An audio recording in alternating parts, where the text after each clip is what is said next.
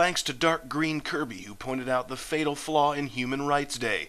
In order to use your right hand, you need to use the left side of your brain. So for those of you who also realized this and sat motionless yesterday, props for commitment, but Human Rights Day is a stupid day anyway. Learn all these interesting facts about the human body and more from my new book, Other Griff's Interesting Facts About the Human Body and More.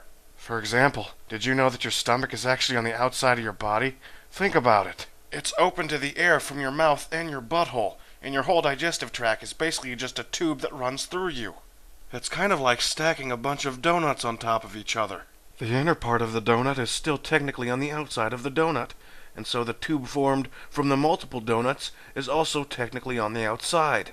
Excuse me while I go get a donut. Buy my book. That's literature, kids. It's a powerful tool.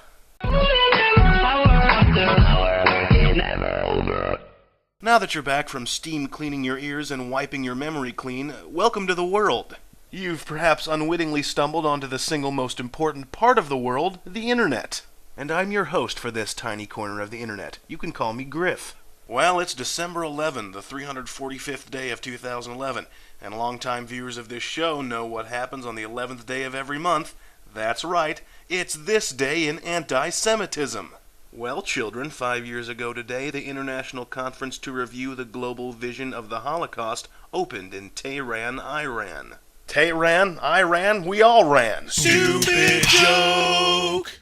Basically, children, the ICTRTGVOTH asked the question, sure, everyone just assumes that the attempted soulless genocide of an entire people group is bad, but is it really bad? Look on the bright side, children. It was just one people group they were trying to destroy. Make sure to show up at the main conference hall at 1 p.m. for a seminar called Hitler, the Real Victim. Try the hors d'oeuvres. And meanwhile, the rest of the world was like, seriously? So but the Holocaust is, I mean, we're talking, seriously?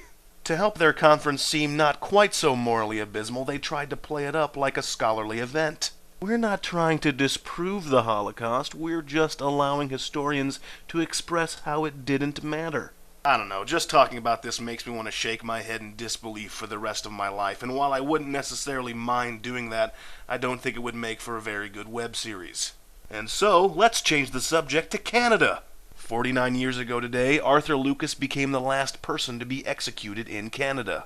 Now I believe the penalty for first-degree murder is 3 to 5 years with 0 access to craft dinner. Still pretty harsh, I know.